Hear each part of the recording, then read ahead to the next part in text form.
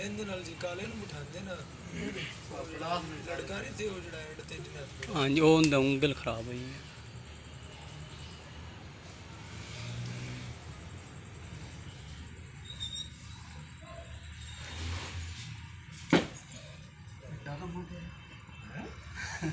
एक ही डलम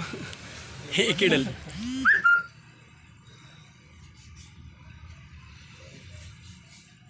यार हो या तेरी भाई ने ना कहता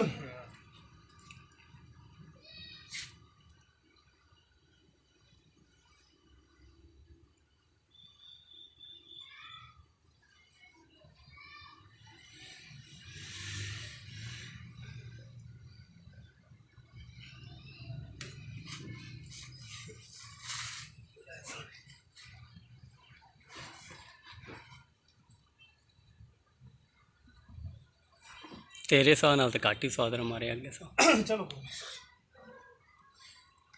बस करो बनाने ना पड़ता है